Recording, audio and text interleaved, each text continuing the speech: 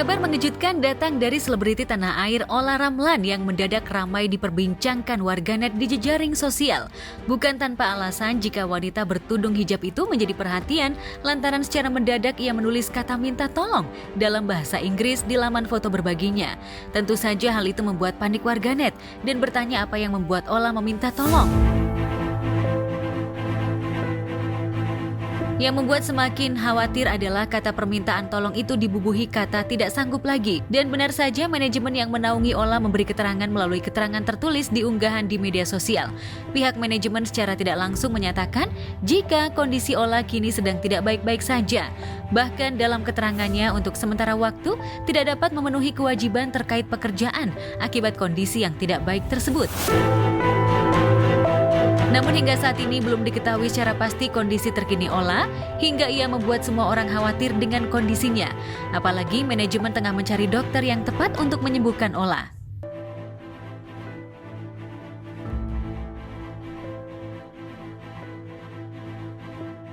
Di tempat terpisah, pemain sinetron Putri Anne yang sebelumnya jarang sekali tampil di hadapan publik setelah permasalahan rumah tangganya dengan Arya Saloka mencuat, kemarin Putri Anne tampak menghadiri sebuah acara yang juga dihadiri oleh sederet selebriti lainnya. Putri tampak begitu sumringah kala hadir di acara tersebut dengan mengenakan dress berwarna pink. Senang banget ya hari ini kita dikumpulkan dalam suatu acara yang sangat luar biasa. Tim Sari Official Buaran pastinya. Dan kali ini kita akan disambut oleh owner kita yaitu James. Alhamdulillah atas nikmat dari Allah Subhanahu wa taala kita bisa berkumpul. Kak Anne, Kak Evi, Kak Nabila, Kak Prilly dan Kak dan tidak mengurangi rasa hormat. Oke, Oma nih ada yang ikuti Kak Nurbaiti dan juga Cihani dan juga gestar yang ada di depan. Bisa langsung ke belakang sini yuk. Kita benteng saya. 1, 2, 3. Dan informasi untuk 3. Bilang dapat ini ketawa. 1, 2, 3.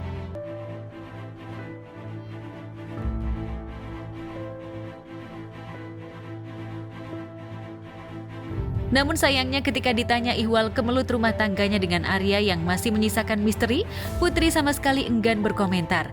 Bahkan ia sama sekali tak menjawab, seraya memberi senyum manis kepada juru warta dan langsung masuk ke dalam mobilnya.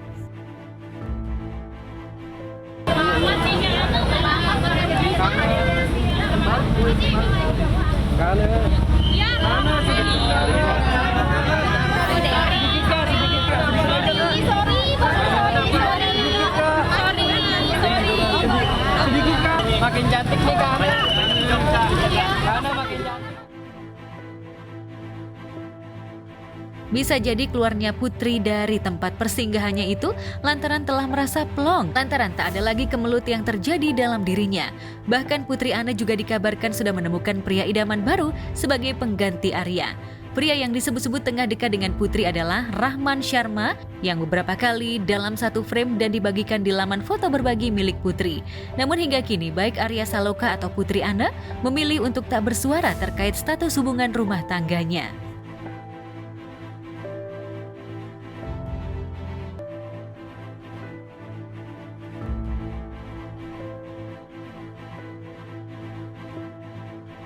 Dan beberapa waktu lalu Arya Saloka juga baru tiba di tanah air setelah melakukan ibadah umroh di Tanah Suci Mekah.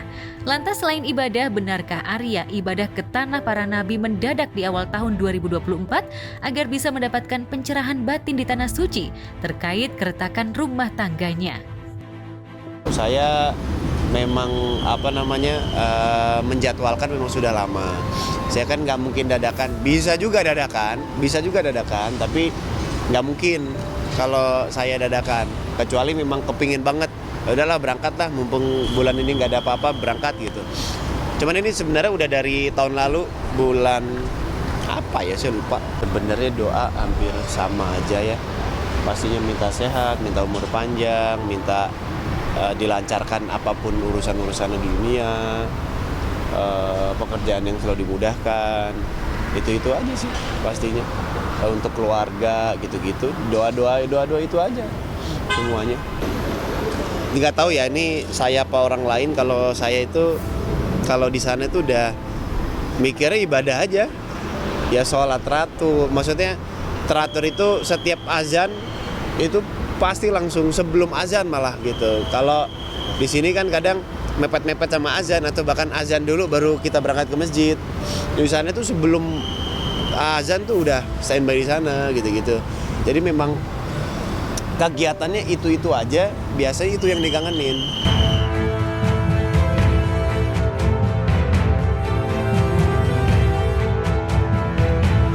Di antara deretan bahtera selebritas, diam-diam rupanya kasus kekerasan dalam rumah tangga menimpa bahtera presenter Zeda Salim. Si cantik yang piawai mengolah kata di depan layar kaca ini, rupanya laporan kasus KDRT-nya sudah memasuki sesi pembuktian sejak laporannya disetor ke Polres Bekasi, Jawa Barat. Sejumlah bukti visum hingga pengalaman dirawat selama 6 bulan di rumah sakit jiwa lantaran depresi akibat ulah KDRT sang suami, yakni Habib Ali Jindan pun menjadi bukti penguat jika dugaan KDRT itu telah berlangsung selama mengayuh bahtera. Bukan visum fisik, kalau visum fisik kan sehari 2 hari selesai. Tapi kalau visum psikis itu lama. Ada yang 3 bulan, ada yang setengah tahun, ada yang setahun. Kebetulan alhamdulillah kurang lebih 2 bulan ya visum psikis saya di Rumah Sakit Polri sudah selesai. Dan terlapor si oknum Habib AJ juga sudah diperiksa juga kayaknya di Rumah Sakit Polri. Dan mungkin tinggal menunggu hasilnya pihak berwajib. Saya juga menunggu kejelasan status penetapan tersangka, info yang saya terima terbaru. Jadi ini saya juga menunggu-nunggu. Saya meminta bantuan, memohon dengan sangat kepada Bapak Kapolri dan juga Kapolres Metro Bekasi agar memberikan perhatian khusus agar segera mengusut tuntas kasus ini dan memberikan keadilan untuk saya agar ada efek jera untuk si oknum Habib AJ. Dengan sejumlah bukti yang disodorkan, Zeda berharap prosesi penyelidikan segera rampung hingga kasus dugaan KDRT yang diduga dilakukan sang suami segera bisa disidangkan. Saya hanya ingin mendapatkan keadilan, dia harus dapat efek jera. Terserah nanti pihak kepolisian akan memberikan hukuman apa berapa tahun itu saya serahkan ke pihak yang berwajib. Harapan saya dia dapat efek jera dan dihukum seberat-beratnya.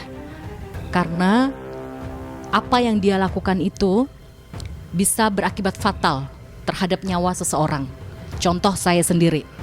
Apa yang sudah dia lakukan terhadap saya sangat fatal dan berpengaruh dengan nyawa saya. Saya berkali-kali merasa ditindas, merasa dilecehkan ya. Jadi KDRT itu dugaan KDRT yang dia lakukan itu ada beberapa macam. Di antaranya adalah dugaan kekerasan seksual, kekerasan psikis mental dan juga dugaan kekerasan ekonomi. Ada 3 poin yang dia lakukan pada saya. Meski sekuat tenaga berusaha membuktikan kasus KDRT, namun di balik laporannya, Zeda sama sekali tak berharap tawaran mediasi, apalagi ada iming-iming materi.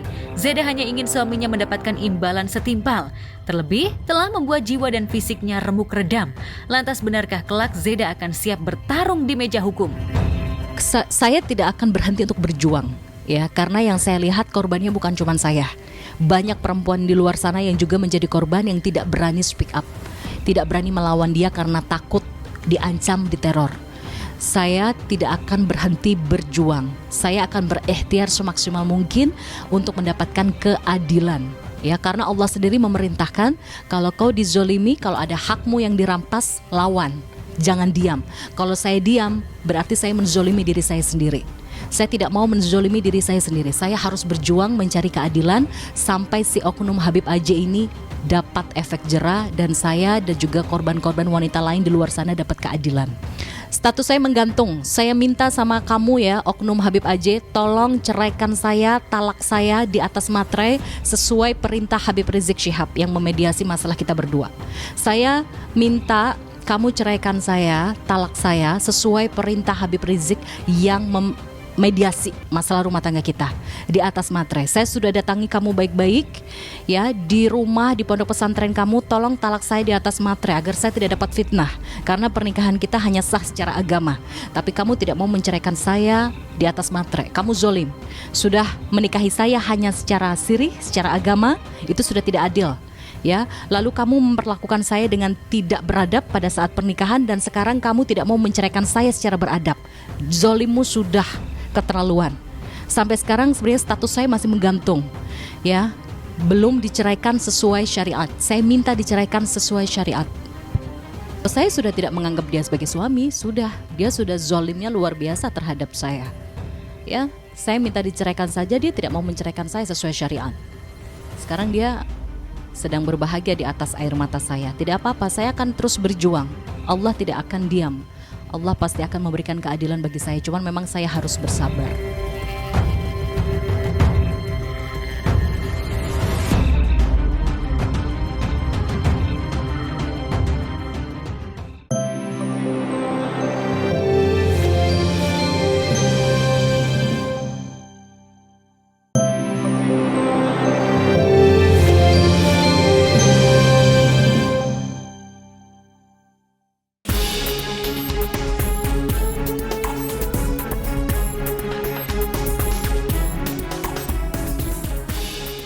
Pemirsa, seorang penjual es krim di kawasan wisata Gunung Bromo, Jawa Timur mendadak jadi perbincangan publik lantaran para si penjual digadang-gadang mirip dengan Pangeran Abdul Matin dari Brunei Darussalam. Bukan hanya paras, ketika diperhatikan dengan seksama, si penjual es krim juga memiliki lesung pipi, beridung mancung, layaknya paras putra kelima Raja Brunei Hassanal Bolkiah dari Permaisuri yang kedua.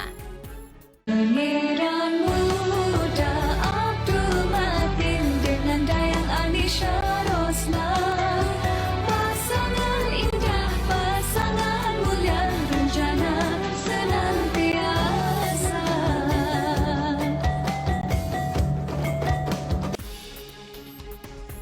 Warganet sempat dibuat kaget dengan postingan yang menunjukkan sosok penjual es krim yang mirip dengan Pangeran Matin.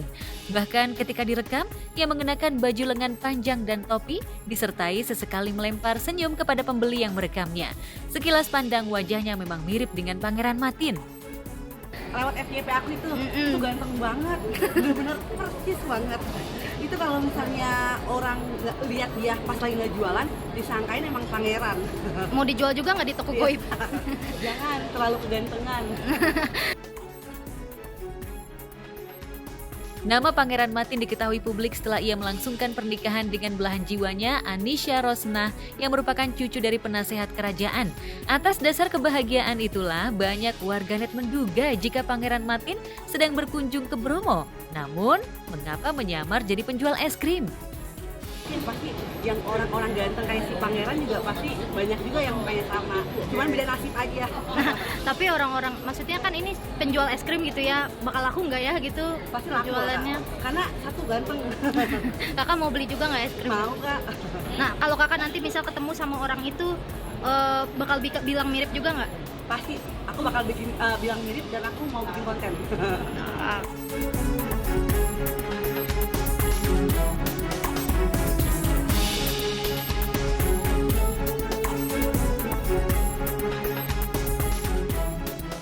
Aldi Taher semakin kreatif, ia bahkan semakin piawai menciptakan lagu berdasarkan kisah nyata, baik berupa dukungan maupun berupa doa.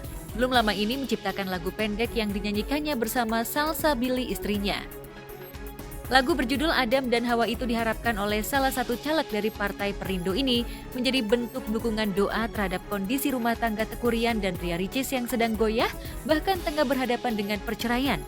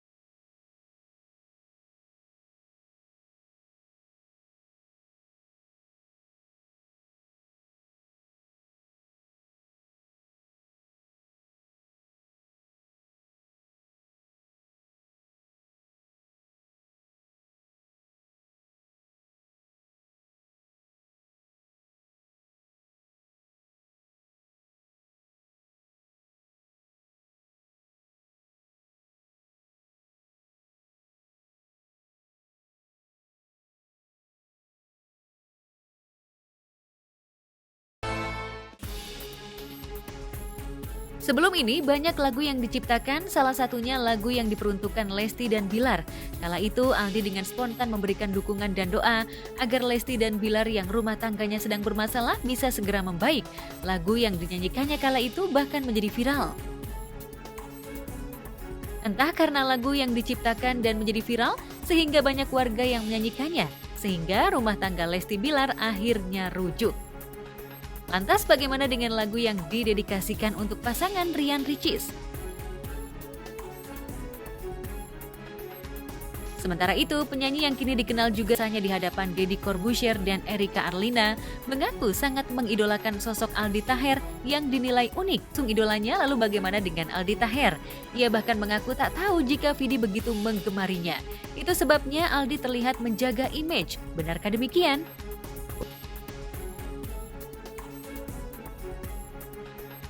Suasana berubah ketika Deddy Corbuzier dibuatkan lagu untuk peringatan ulang tahun.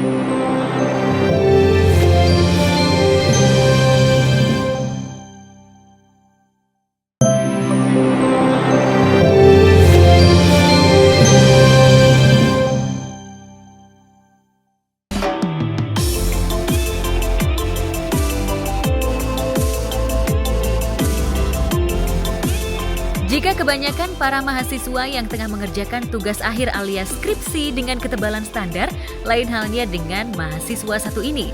Sebuah video baru-baru ini beredar memperlihatkan seorang mahasiswa sedang mengajukan skripsi buatannya yang tebalnya bikin melongo. Bahkan tak tanggung-tanggung, skripsi yang dijilid dengan cover kuning itu bak kotak penyimpanan sesuatu. Diketahui dari unggahan akun TikTok @elzan1, pemilik video membagikan momen saat dirinya tengah meminta tanda tangan kepada beberapa dosen penguji untuk menyetujui skripsi hasil garapannya. Dalam video tersebut, nampak beberapa tumpukan skripsi yang masing-masing tebalnya bukan main.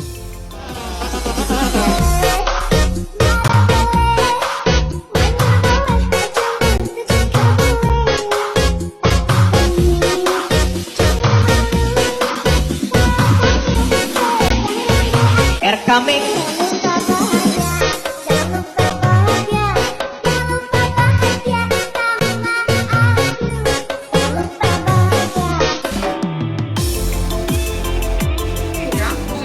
baca itu apakah dosennya itu orang puyeng ya bacanya ya. Waktu revisi mungkin lebih tebal dari itu ya saya pikir ya. Nanti kan sendiri ya kalau revisi kita revisi. Mungkin aslinya segini ya. Udah direvisi jadi segini. Keren. Tentu saja warganet benar-benar dibuat gagal fokus dengan penampakan skripsi berwarna kuning yang tebalnya bukan main. Alhasil, skripsi dengan ukuran segede gaban tersebut sukses mencuri perhatian warganet. Jika diukur, tinggi skripsi itu hampir seukuran kardus mie instan. Lantas apa sebenarnya isi skripsi tersebut? Hal ini tentu saja memantik tanya warganet, ihwal, skripsi apa yang ia buat hingga memiliki ketebalan yang tak biasa?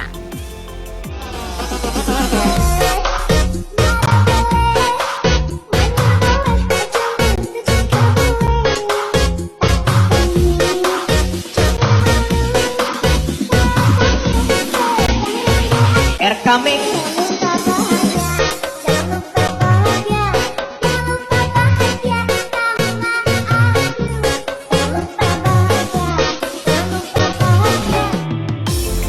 Dari cover skripsi berwarna kuning itu, tampak skripsi super tebal dikerjakan oleh mahasiswa Teknik Sipil di Politeknik Negeri Sriwijaya Palembang. Diperkirakan, ketebalan skripsi itu mencapai 1000 lembar lebih. Dengan menggarap tugas skripsi menjadi salah satu syarat para mahasiswa bisa lulus dari universitas di mana tempat mereka menimba ilmu. Gila itu apa isi otaknya ya? Isi otaknya itu gokil. Kecuali kalau emang itu jangan-jangan ternyata kopi itu. Ini kopi paste semuanya dari skripsi berbagai dari bercanda. Berbagai angkatan disatuin. Enggak lah, tapi kalau memang orang dia menuangkan buah pikirannya sendiri ke situ ya gokil lah, pilih itu namanya. Gokil.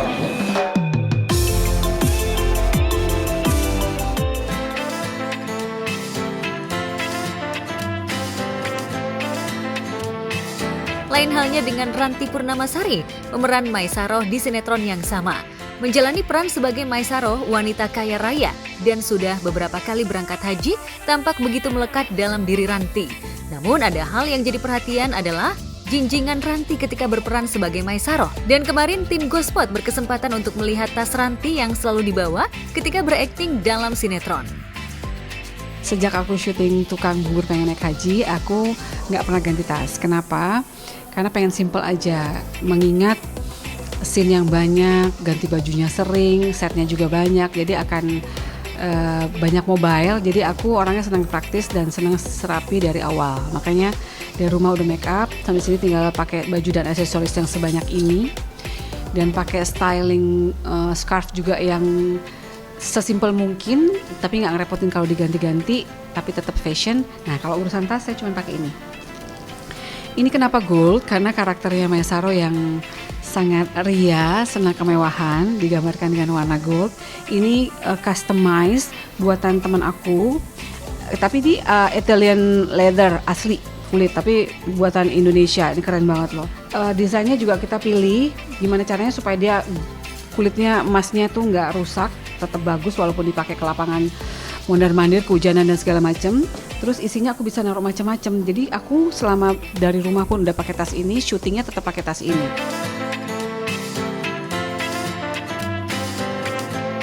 Maesaroh yang selalu memperlihatkan barang-barang mewah dan juga perhiasan bak toko emas berjalan itu memang begitu menonjol. Bahkan di dalam tasnya, meski hanya akting, namun ia tetap menyimpan banyak barang-barang berharga serta alat make up. Bahkan semua isiannya benar-benar mencerminkan tokoh Maesaroh yang gemar dengan warna-warna mentereng. Dari mulai keperluan syuting, aku tuh pakai aksesoris banyak banget kan ya. Dari mulai gelang, cincin sampai kipas. Nah cincin itu biasanya aku suka ganti-ganti, aku masukin ke dalam plastik ini. Kalau udah selesai syuting dicopot satu-satu, lalu masukin sini. Dia sengaja siapin kantong kayak gini nih, supaya aku gampang nyarinya.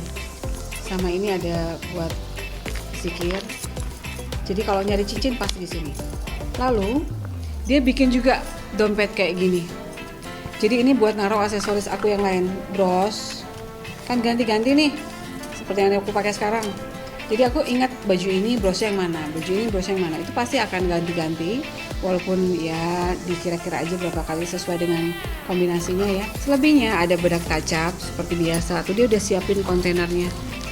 Sela-selanya ada bedak tancap dan ada pilihan beberapa lipstick ya, dan semuanya merah. Harus merah. Karena karakternya merah. Jadi ini merah, karakternya gitu, harus yang on point. Seperti bibir aku nih, aku lagi pakai ini. Hari ini merah. Merah banget. Lalu ada kantong kecil yang isinya charger. Ya, dan ya earpod. Lalu mukena. Sejadah. Ini obat ganteng biar selalu dibawa kemana-mana. Dan ini nggak dompet, cuman gini aja. Dompet tuh cuman simple, ada cash di sini dan beberapa kartu, semuanya masuk. Ada hal yang menarik dari semua perhiasan yang dikenakan Ranti dalam sinetron. Ternyata emas yang begitu banyak di leher, tangan, dan juga di jari merupakan emas murni, bukan imitasi yang ia beli di tanah para nabi ketika beribadah umroh ke Tanah Suci. Dan ia juga bersyukur jika semua perhiasannya itu bisa ia gunakan dalam sinetron Tukang Bubur Pengen Naik Haji. Ini kadarullah, ini semua aku belinya di Madinah tahun 2018. Waktu itu sebelum Krismon, alhamdulillah umroh, ada kabar kalau akan ada judul baru yang perlu ini. Jadi aku beli. Sampai Jakarta, Krismon, pandemi nggak jadi gitu kan syutingnya. Tapi ini aku simpan. Tapi warnanya masih oke gitu. Akhirnya dia pakai malah di sini kan tahun 2023 akhir baru dipakai. Setelah dipakai malah agak berubah warnanya. Karena mungkin kena keringat atau apa ya gitu. Tapi ini alhamdulillah sih udah mulai penyok juga karena keluar masuk nggak sabar.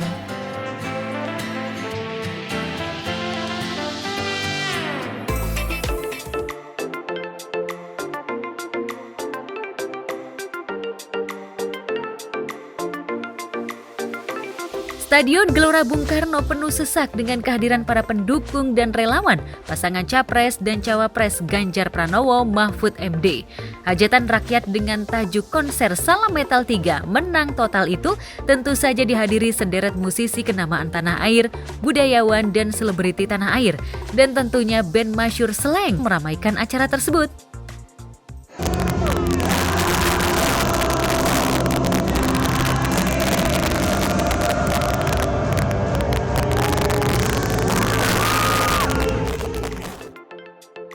Banget gerakan dari rakyat untuk rakyat. Semoga di sini bisa bagus banget lagi. Guys, ini lagi ada pertunjukan tarian, ada 700 penari di depan saya sekarang. Jadi aku mau nonton dulu. Terima kasih. Ini bukti gerakan rakyat, bukti bahwa pasangan Capres dan Cawapres kita Pak Ganjar dan juga Pak Profesor Mahfud benar-benar setia terhadap rakyat, dan ini yang dikembalikan oleh rakyat Indonesia. Seluruh rakyat Indonesia bergerak dan kita semua mendukung kemenangan Capres dan Cawapres kita. Seru banget ya GBK. Kumpul para musisi ya. Kumpul para musisi, terus juga di sini rame banget ya. Jadi buat kita yang memang sebagai pendukung acara dan memang sebagai penghibur di sini, rasanya adrenalin kita kepacu aja buat menghibur mereka. Tak sampai di situ, masa begitu antusias hadir di acara kampanye akbar Paslon 3 tersebut. Tak sedikit rombongan emak-emak yang begitu totalitas saat menghadiri konser Salam Metal ini. Mereka mengenakan pakaian adat dari berbagai suku di tanah air. Tim pemenangan Ganjar Mahfud adalah hajatan, ya, harapan sejuta rakyat. Jadi ini akan berjalan langsung nanti menuju sampai konser akbar di Solo dan Semarang. Oh ya, luar biasa, berarti memang sudah ada dukungan kolektif dari teman-teman kreatif juga. Dan ini menjadi salah satu langkah awal bagaimana kita bisa menjalin kerjasama kolaborasi bersama-sama sebelum menuju kesatuan Indonesia. Harapannya semua bisa berjalan dengan lancar dan semua intinya sih harapannya apapun itu semoga menjadi berkah untuk Indonesia.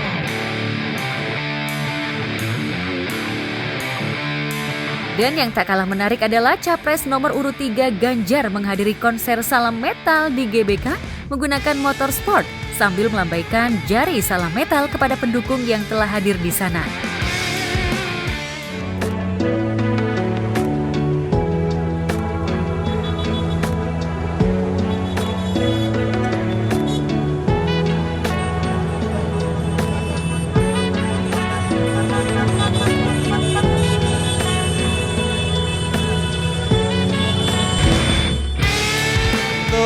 Kita lagi nunggu Bapak nanti untuk naik, semoga bisa dapat lebih meriah lagi. Dan memang ini saya rasa menjadi bentuk salah satu suara rakyat bagaimana memang kami mendambakan suatu perjuangan bersama.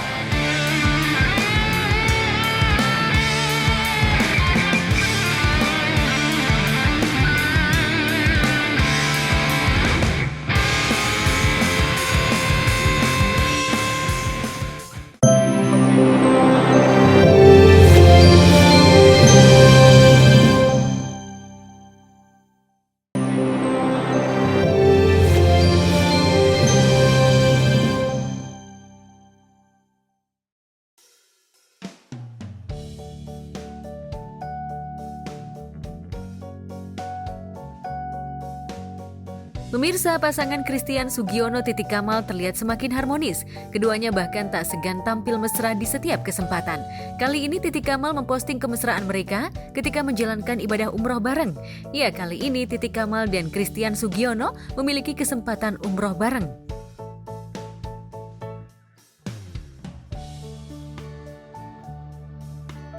Titik Kamal tak kuasa menahan bahagia bisa menjalankan ibadah umroh bersama orang yang paling disayanginya. Sementara pada momen ini merupakan umroh pertama bagi Tian. Tak heran Titi yang mengenakan hijab dan baju muslimah berwarna hitam tak menyanyiakan kesempatan mengambil gambar dengan latar belakang Ka'bah dan Tian mengenakan ihram berdiri di sampingnya. Perjalanan religi Titi dan Tian di Tanah Suci Mekah seolah menjawab rasa penasaran dari netizen soal keyakinan yang kini dianut oleh Tian.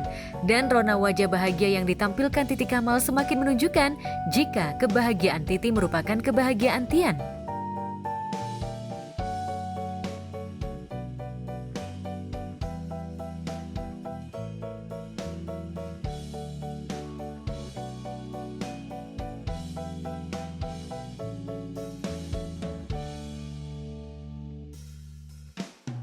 Sebelum keduanya umroh, Titi dan Tian mengakui jika Juna anak pertamanya pandai mengaji. Kepada Ari Untung, Titi bahkan dengan bangga mengungkapkan jika anaknya begitu rajin mengaji di musola yang ada di rumah mereka. Si Juna. Yang mana? Juna. Pertama. Mana dia? Jun. Iya. Lagi les ya? Iya, Juna Asmaul Husna.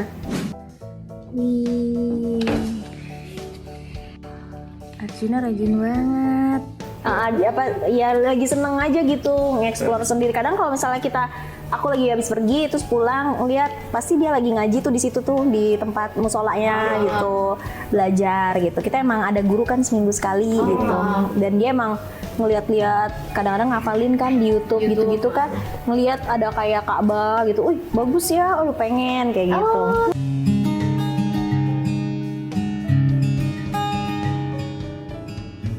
Udah pernah belum bareng ke sana? Belum. Jadi emang ya mudah-mudahan ya kalau pandemi sudah. Tapi memang udah kecintaan itu kan gitu. Iya, dia seneng banget sih. Juna tuh lagi emang adiknya jadi ikut-ikutan, jadi hafal juga. Ada juga ngapalin juga. Samber kayak kan nyamber gitu ya. Kan tiap hari tiap saat dia dengar gitu. Dia tuh lama-lama hafal. Tadinya cuma 5 Asmaul Husna jadi hafal sampai habis. Itu Titi yang ngarangin bareng berdua atau memang dia mau sendiri? Dia nonton YouTube. Dia tuh kalau gue lihat jarang ya anak-anak itu. Dia tuh bisa kaligrafi. Iya kan dia nulis-nulis. Dia tuh bisa. Makanya kita ngelihat kayaknya Juna istilahnya tuh photographic memory-nya bagus. Jadi dia ngelihat diulang-ulang terus dia bisa tuangin.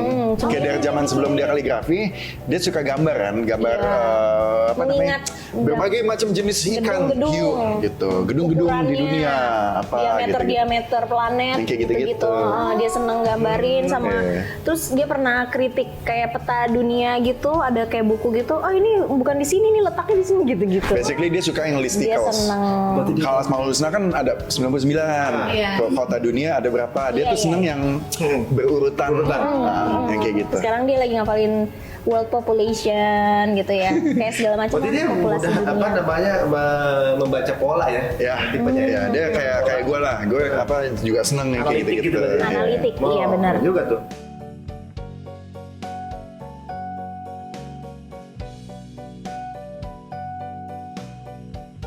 Kebahagiaan juga tengah dirasakan oleh pasangan Ibnu Jamil dan Ririn Ekawati.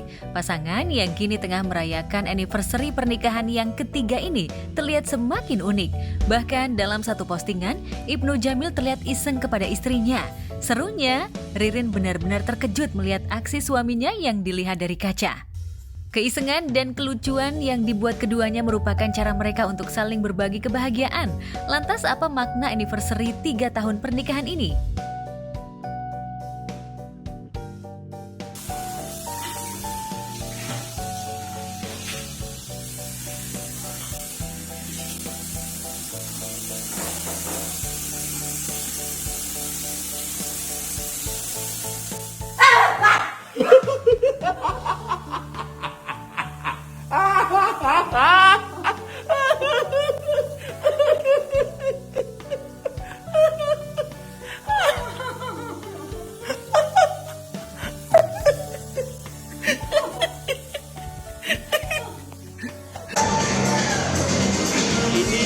Ini dia, alhamdulillah, terima kasih. Yang jelas, semoga diberikan kesehatan, keberkahan, saling sayang, saling jaga, terus juga jadi baru sih kan, kategorinya kan baru 3 tahun. Oke, menjalankannya sudah 3 tahun mungkin seperti apa nih Bang Ibu? Penuh canda, tawa, seperti ya dinikmatin aja seperti yang mungkin teman-teman tahu ya, begitulah keluarga saya ya. Ririn bisa bercanda sebegitunya juga, jadinya ya kita nikmatin aja apa yang kita punya, apa yang kita dapat gitu. Jadi dan saling menghargai, saling belajar, saling mengenal lagi. Meskipun kita sudah 3 tahun tapi lebih mengenal lagi dan bisa lebih kasih ruang untuk respect. Bang Ibnu sama karirnya emang sehumoris itu ya, sampai kemarin diupload di Instagram ngerjain karir gitu seperti itu. Nggak tahu ya itu humoris atau enggak, tapi ya saya hiburan saya aja untuk pulang kerja, cara untuk kasih sesuatu berhubung saya pulang kerja nggak bawa oleh-oleh, jadi saya kasih oleh-oleh dia, dan oleh-olehnya adalah kagetin.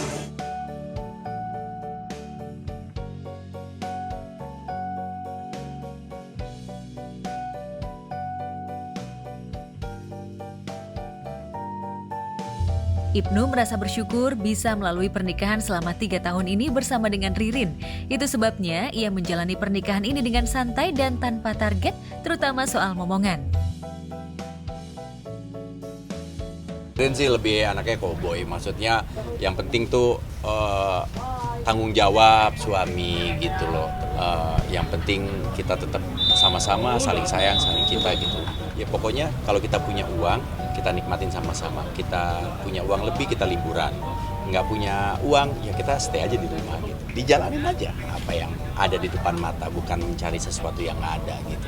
Terus memaknai anniversary kalau ditanya, ya lebih kepada ini aja, mengingatkan kita pernah di tanggal ini, ya keluarga kita saling ketemu, aku melamar kamu, terus kita nikah, gitu sih. Lebih faktor a moment to remember aja, a beautiful moment to remember gitu. Jadi kan sebuah kenangan manis yang bisa kita rayakan, entah itu perayaannya sesuatu yang besar atau yang sederhana, itu nggak jadi masalah.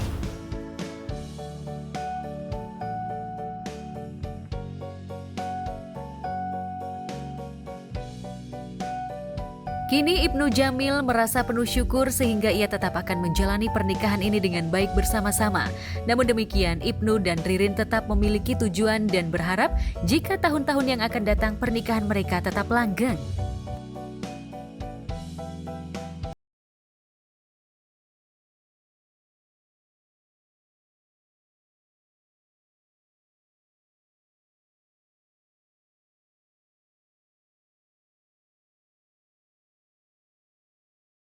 Alhamdulillah nggak ada perayaan khusus, tapi jelas kita saling mendoakan aja satu sama lain. Kita bersyukur bisa sejauh ini dan alhamdulillah semuanya berjalan dengan baik. Kita diberikan kesehatan, terus anak-anak yang baik, anak-anak yang mengerti dan juga bisa menghormati orang tuanya, dan mudah-mudahan kita semua saling akur dan saling sayang. Tentu nggak ada target, kita nggak pernah pasang target yang harus begini, harus begitu, tapi yang jelas ya itu dia harus tetap saling respect, saling sayang, saling jaga, terus saling support, saling dukung. Jadi itu yang bikin kita keluar rumah, kita kerja, baik pekerjaan yang sifatnya sendiri-sendiri atau kerjaan yang sifatnya bareng-bareng. Jadi semuanya dijalani dengan enak, dengan nyaman, gitu aja.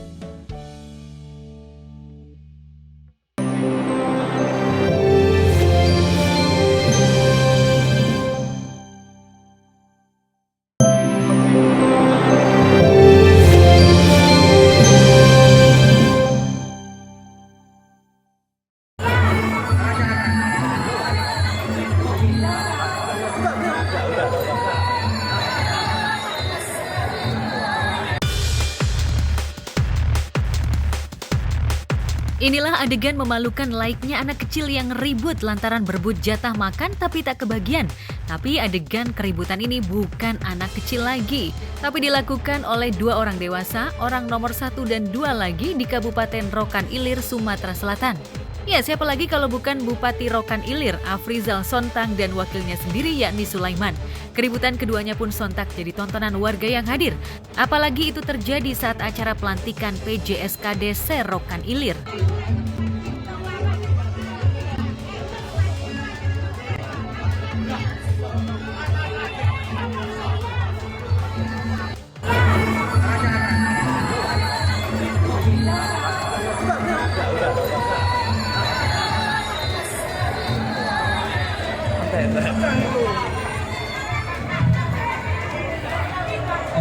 Assalamualaikum warahmatullahi wabarakatuh. Belakangan terkuak fakta jika sang wakil bupati kesal karena tak pernah diundang ke acara penting oleh bupatinya Afrizal Sontang. Waduh, ternyata mesranya kalau pas mau nyalon aja.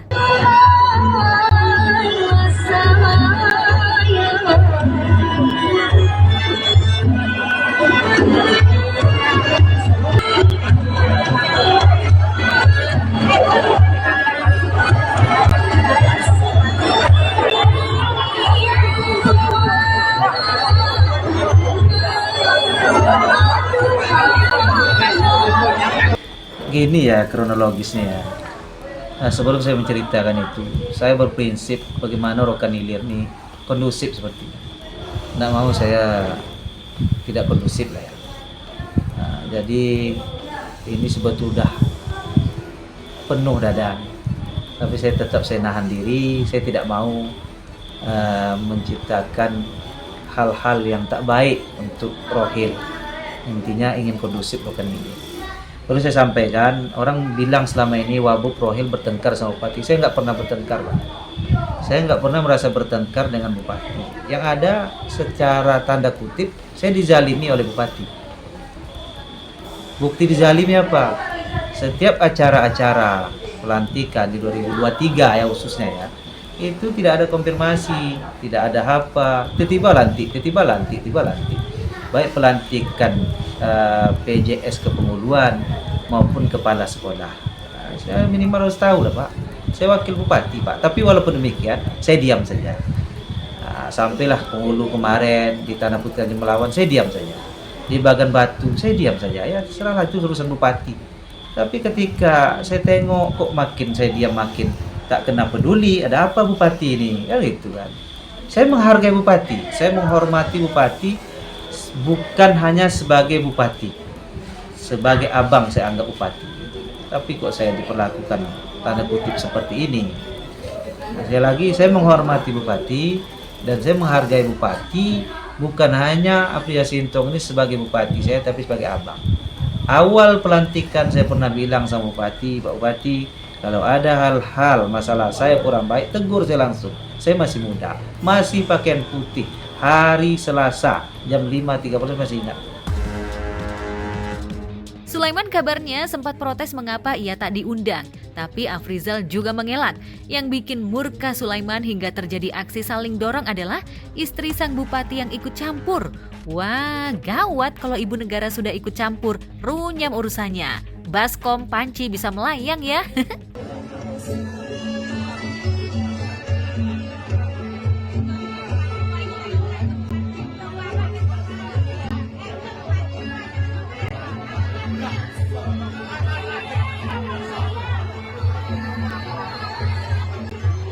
Pelantikan PJS Kecamatan Bangko, kemudian Tanah Sinaboy, Putaitan, ya kan. Ini saya tengok pelantikan senyap-senyap juga. Udahlah daerah Bagan Batu senyap, Tanah Putih Tanjung Melawan senyap, pelantikan sebelumnya senyap. Kok ini senyap? Ada apa ini kan? Ya, saya tanya sama bupati tadi, maka saya datanglah ke bupati tadi. Saya bilang sama bupati tadi, ini Pak, kok saya nggak tahu?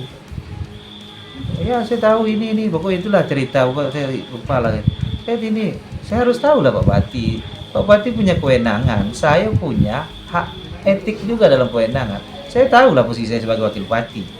Pak Bupati ya tentu punya kewenangan full lah ya kan. Saya pun paham lah. Walaupun janji itu tidak tertulis bahwa ASN urusan wakil bupati itu nggak saya tagih lah. Saya paham lah urusan itu ya kan. Tapi pada prinsipnya balik ke awal saya datang tadi menanyakan. Saya menanya Pak Bupati, ini saya bilang pelantikan ini kok saya nggak tahu. Ada undangan, saya nggak tahu. Undangan di grup dinas itu satu sekda, kedua OPD dan lain-lain lewatkan wakil bupati. Bagaimanapun adegan kekanak-kanakan ini jelas tak patut dicontoh semua orang, terutama warga Rokan Ilir. Ini jelas malu-maluin, apalagi itu terjadi di acara resmi dihadiri tokoh-tokoh dan calon kades. Kalau di Jepang sih, gara-gara malu kayak gini doang, pejabat udah mundurin diri. Kalau di sini, wah nggak tahu deh. Jangan-jangan malah minta tambah masa bakti jabatan. Ampun DJ. Bukan hanya ini saja, sebelum demikian, saya wakil bupati Pak, dipilih oleh masyarakat, sama-sama dipilih, dan sama-sama dilantik punya SK. Tentu kewenangan untuk bupati lebih banyak. Saya paham itu.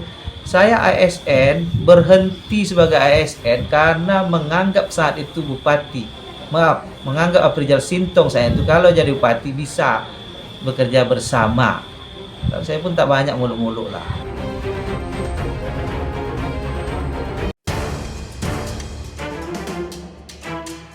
Nah, kalau ini barangkali emang anak-anak remaja, bukan kelas bupati atau wakil bupati. Tapi tetap saja aksi keluar dari mobil dan direkam supaya viral ini tak patut ditiru.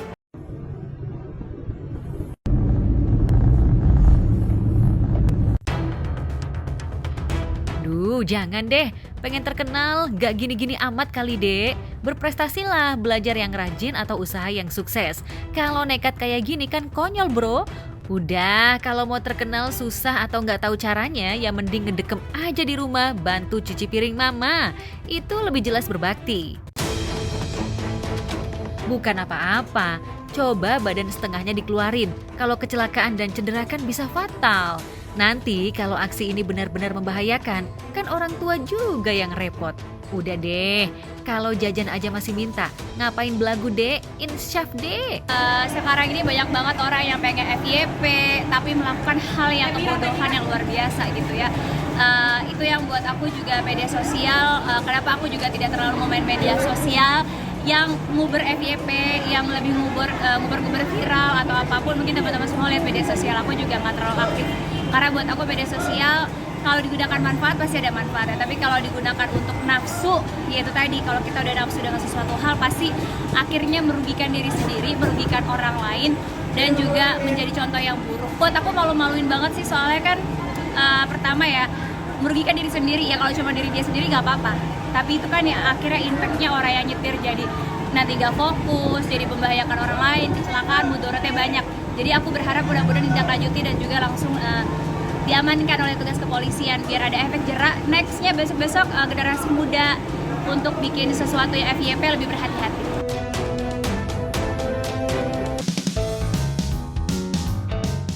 Ini lagi ada-ada aja. Mentang-mentang lagi bucin, Thorik selalu punya cara menggoda Aliyah kekasihnya. Kali ini Thorik jahil karena nyinyirin cara Aliyah nyetir. Udah buka, dia berhenti. Udah mau Harusnya kanan tapi nggak apa-apa. Nanti respect. Gak mau, Terus. sempit. Maunya jalan dari gede banget. Nggak usah ngek. Ini kemana? Pelan. Walah Bang Thorik, Aliyah kan dari SD udah belajar nyetir. Wah ketahuan nih kasih contoh nggak baik. Kalau dari SD sudah nyetir berarti belum cukup umur doang. Dan pasti belum punya SIM, ayo. Hidupin dulu. Dari dia aku tuh nyetir dari SD sih. Pelan. Kali ini kameramen selamat kan? Iya. Kameramen selamat. Kanan. Ambil itu jalur di kiri, jangan ambil jalur kanan. Ambil jalur kiri. Nah, sip. Nah, itu ada motor. Jangan tabrak ya. Lagi instruktur dia kan. Jangan lagi disuruh lihat tangannya tuh. Udah gue panik sedikit. Pelan. Terus ke kanan ya. Nggak ketahuan Pak Polisi ini, tapi sekarang kan udah besar dan udah mau jadi Nyonya Thorik lagi. Nggak kenapa lah. Nah, lain kali jangan terlalu nyinyir ya Bang. Nanti malah beneran dinyinyirin warga net. Apalagi kalau fans sebelah tahu. Fans siapa sih? Itu tuh fans yang baper dan belum move on kalau Bang Thorik sekarang sudah punya pujaan hati. Awas, jangan dikasih tahu ya. Nanti serangannya sporadis. Pas lu ke Lombok kalau dia. Sayang, kita apa sih ngomong terus? Kotor, ngapain banget ya?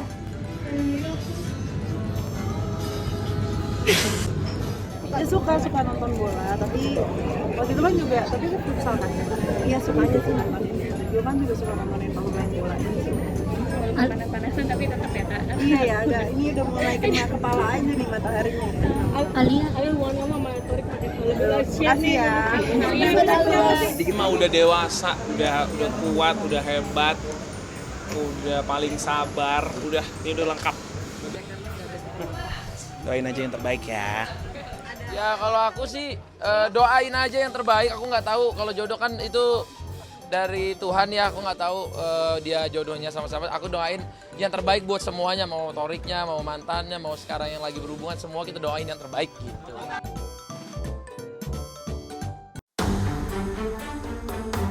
Nah, kalau Torik beraksi jahil pada kekasihnya sebagai tanda makin sayang dan makin cinta sih boleh-boleh aja. Tapi kalau yang ini, yang katanya istri dari tokoh agama, emang boleh bergaya hidup glamor dan jor-joran belanja. Gini loh, Habib itu manusia juga, Ustadz itu manusia juga. Jadi stop untuk melabelin istri Habib kalau buat aku. Kewajiban yang Allah tuliskan dalam Al-Quran dan hadis berlaku untuk seluruh muslimah di muka bumi ini, bukan cuma untuk istri Habib, bukan untuk istri Ustadz gitu. Jadi kalau aku ngelihat ada orang yang bilang, ih istri Habib kok gini, istri Habib kok gitu, yang ngomong orang muslim juga, aku ketawa gitu. Karena ajaran agama Islam tidak ada khusus untuk istri Habib, nggak ada tuh. Tapi khusus untuk seluruh muslimah di muka bumi ini. Masa sih? Katanya sih ini baru sebatas isu ya. Kartika Putri yang selalu menyeru baca Al-Quran dan pernah mengkritik pemimpin supaya bisa jadi imam lagi ramai digunjing warganet. Kalau beliau katanya ketahuan belanja hingga menghabiskan 17 juta rupiah. Wah, beneran gak nih? Tuh, lihat aja komentar warganet. Itulah pintar-pintarnya kita sebagai istri, ilmu yang sudah diberikan ke suami. Ya kalau seandainya perawatan untuk suami ya kenapa enggak? Selagi suami mampu. Kalau aku gitu, kita harus tahu ukuran suami kita, rezeki suami kita. Karena setiap rumah tangga rezekinya beda-beda. Jadi kalau aku tutup mata dengan kehidupan orang lain ketika ada ngelihat yang sukses, yang baik, aku sholawatin Allahumma shalli ala Muhammad wa ala sayyidina Muhammad.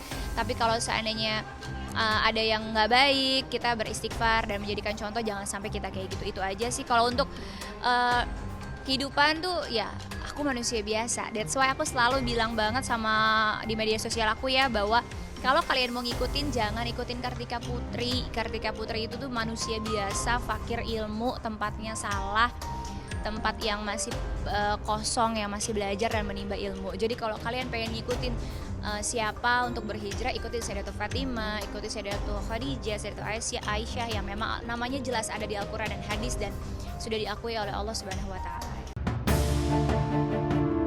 Walaupun mampu dan tidak melanggar hukum, sah-sah saja memang belanja jor-joran. Tapi ajaran agama jelas melarang kita semua untuk berperilaku flexing apalagi bertindak berlebihan. Misalnya, berdandan sampai mempermak tubuh berlebihan, beli baju berlebihan, atau beli mobil dan rumah berlebihan. Itu namanya riya. Kalau bisa menjadi suluh tauladan hidupnya harus sederhana. Rasulullah Muhammad SAW contohnya. Hidup sangat sederhana, jauh dari kesan berlimpah materi. Sebuat aku sih gini ya, bukan ustadz flexing ya. Jadi buat aku ustadz itu juga manusia. Makanya aku selalu bilang gitu ke seluruh followers aku juga, pengikut aku juga gitu ya, bahwa kalau kita ingin mengikuti manusia yang terbaik adalah ikutilah Rasulullah. Karena manusia yang terbaik Allah yang sebutkan dalam Al-Quran dan hadis itu adalah Rasulullah.